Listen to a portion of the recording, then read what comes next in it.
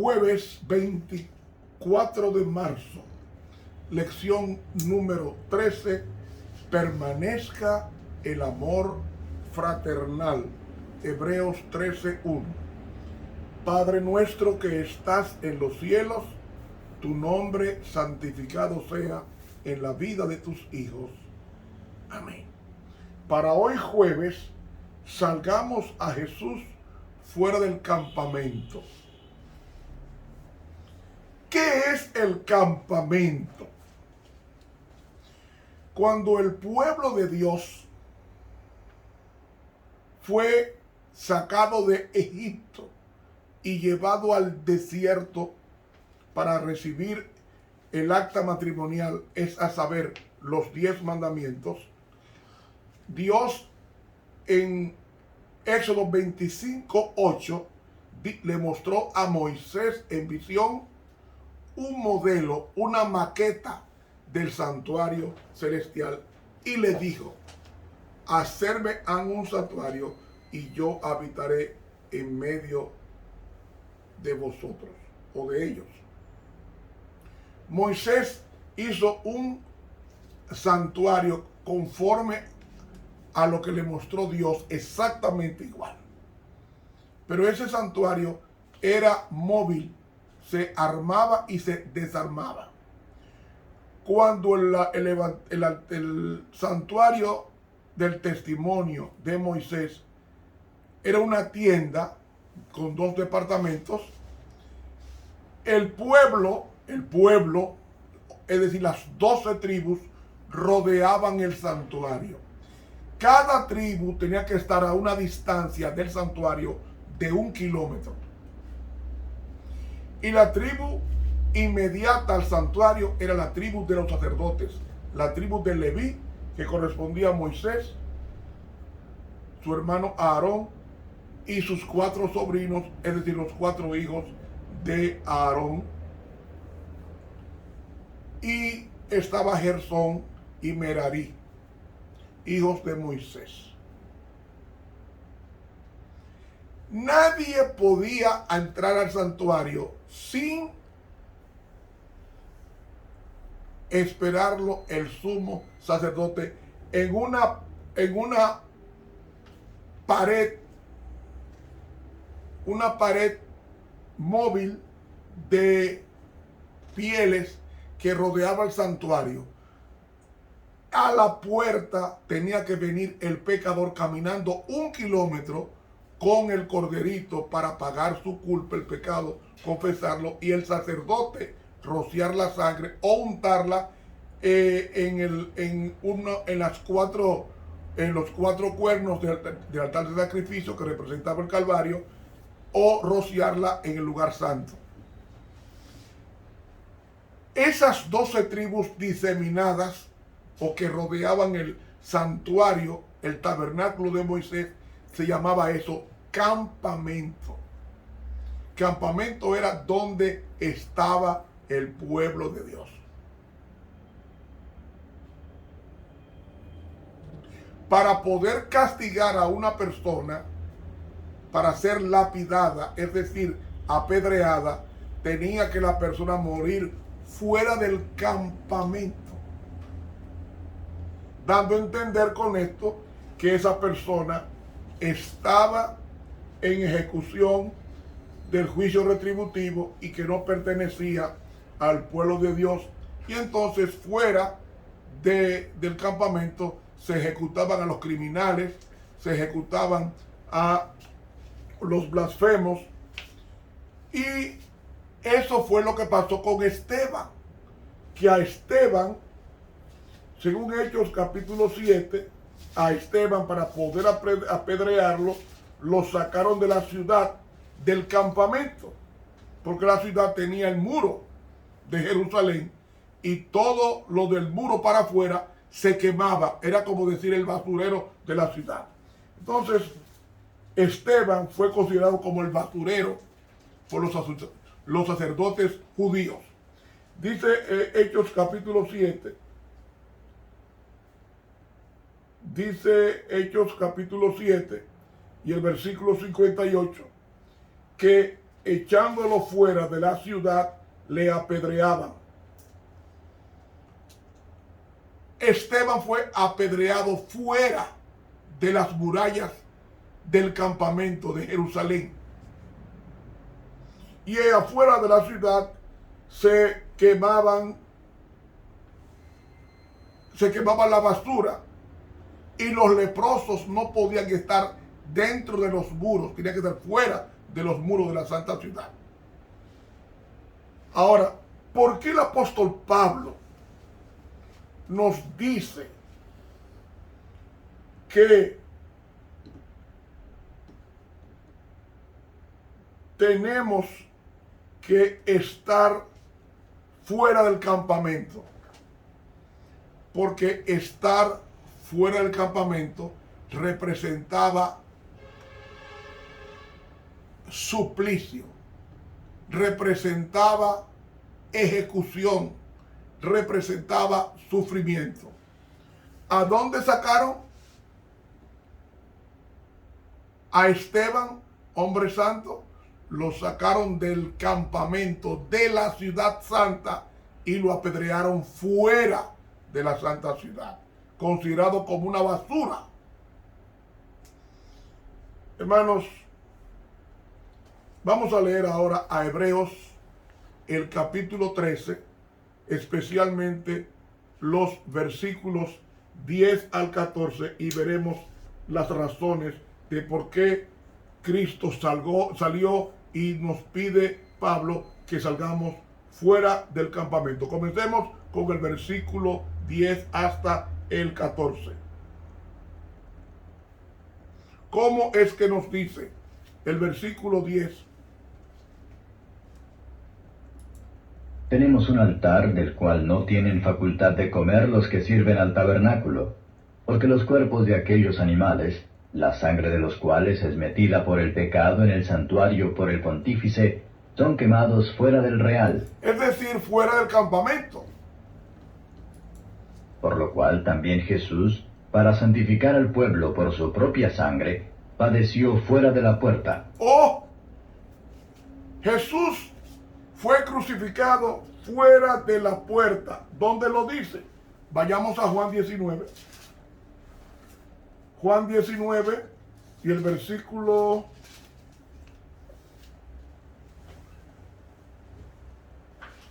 Juan 19, 14.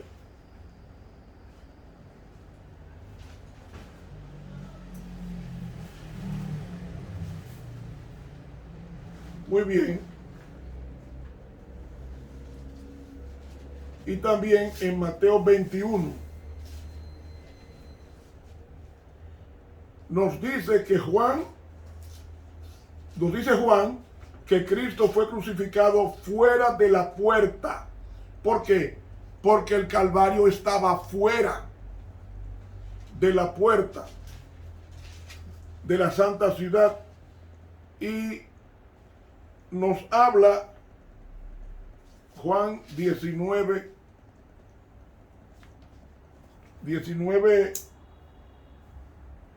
y era la víspera de la Pascua y como la hora sexta, entonces dijo a los judíos: he aquí vuestro rey, crucifícale, crucifícale, crucifícale. Versículo 17, y llevando su cruz salió al lugar que se dice de la calavera, en hebreo Gólgota, donde le crucificaron, y con él otros dos, uno a cada lado, y Jesús en medio de él. Versículo 20, y muchos de los judíos leyeron este título porque el lugar donde estaba crucificado Jesús era cerca de la ciudad. ¿Dónde era que estaba Jesús crucificado? Cerca de la ciudad. ¿En qué sitio? En el Gólgota, que era fuera de la ciudad. Y Jesús fue crucificado como un malhechor. No se podía dar muerte dentro de la ciudad. Había que sacarlo para ser apedreado como Esteban o muerto en la cruz como Cristo. En tanto, el apóstol Pablo, en Hebreos 13,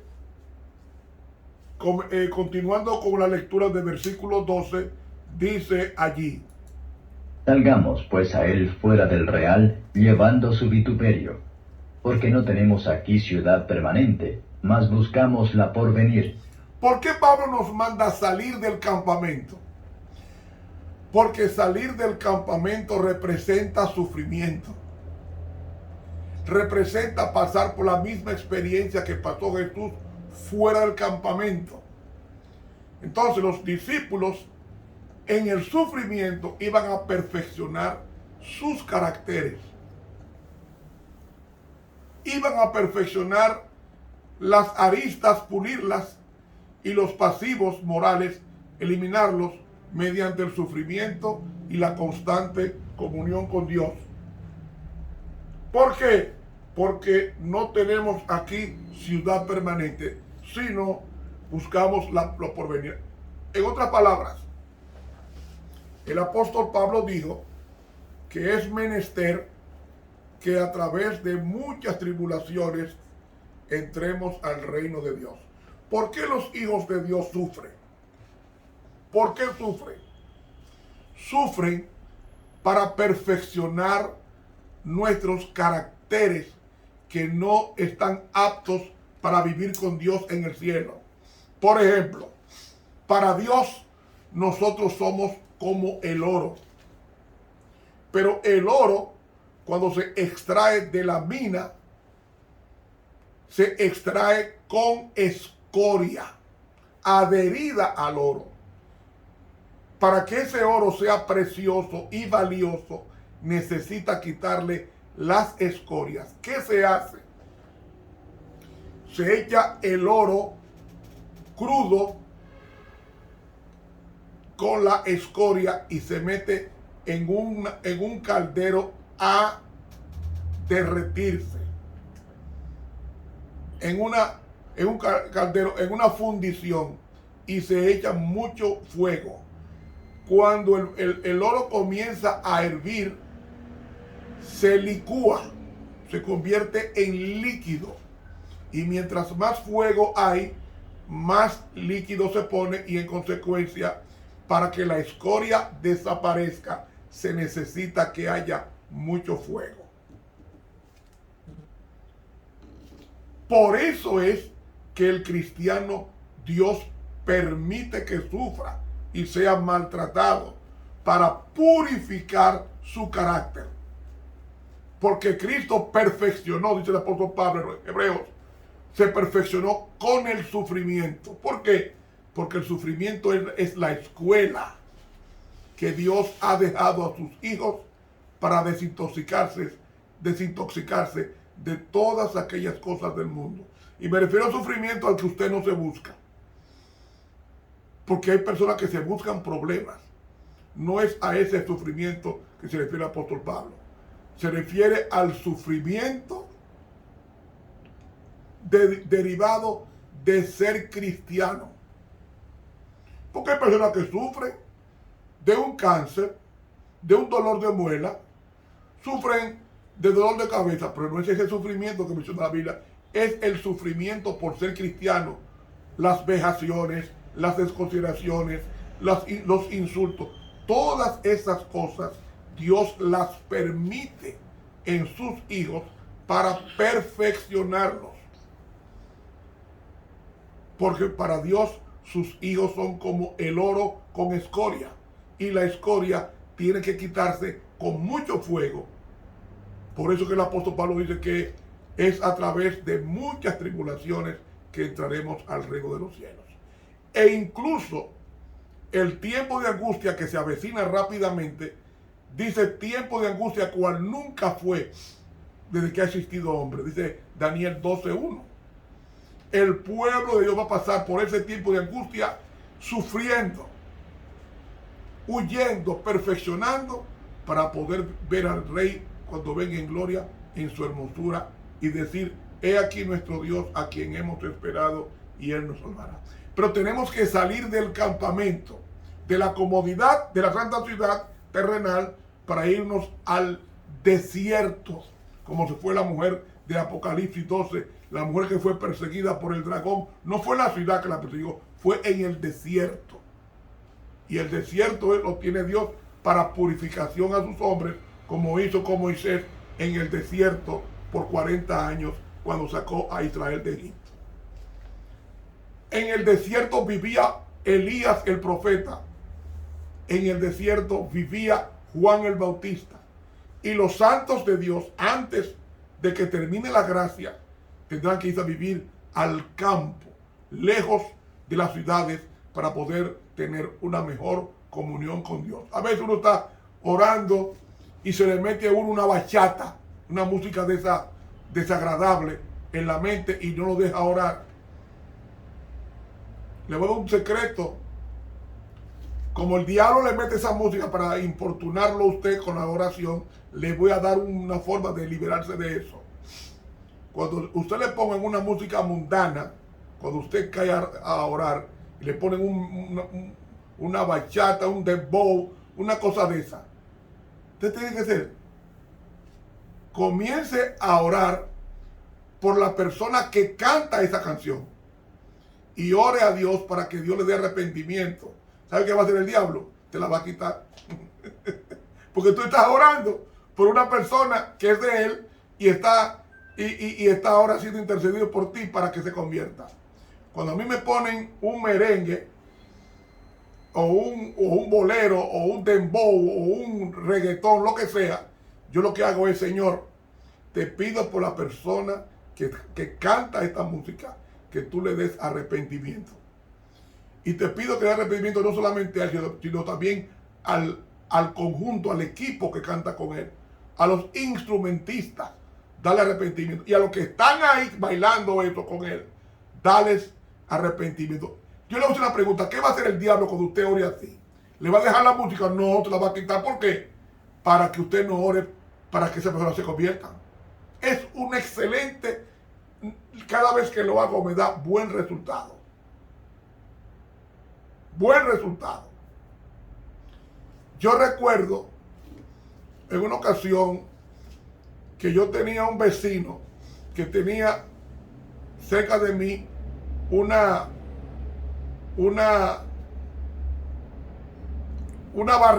barra que vendía cerveza y cosas, bebidas alcohólicas. Pero él tenía a su esposa, era muy bonita, por cierto, y él la tenía como señuelo para que los hombres fueran a tomar alcohol allá, al negocio. Pero las bocinas eran tan grandes que daban a la puerta, prácticamente a la puerta del cuarto donde yo dormía. Y yo recuerdo que yo oraba por ese señor, y tenía mala noche, porque me encendía el equipo cuando yo me acostaba. En una ocasión crucé, le dije: mire vecino, por favor, yo soy un hombre que trabajo, necesito que baje esa bocina, la música, porque no, me importuna dormir. Yo pago mi casa y esta casa es mía y hago lo que me dé mi gana. Me contestó. Yo le dije al Señor: mira, Señor, yo no puedo estudiar la Biblia ni orar con este señor ahí, hazte cargo de él. Y comencé a orar. ¿Sabe qué pasó? A los pocos días el equipo le cogió fuego. Yo no le pedí eso. Yo le pedí a Dios: Señor, resuélveme este problema. Hubo un silencio todos esos días, el equipo se dañó. Lo mandó a reparar. Y cuando se lo repararon, volvió a ponerlo alto. Señor, por favor, ten misericordia de este señor. Por favor, Señor, yo no quiero pleito con él. Yo soy tu siervo. Ten misericordia de él. Ten misericordia de nosotros que no podemos dormir noche tras noche. El Señor le quemó el equipo y más nunca sirvió. Yo no pedí eso, que se lo quemara, sino que Dios me hiciera justicia. Y no solamente le quemó el equipo, sino que también la mujer se le fue con otro y la casa la perdió. Si Dios no permite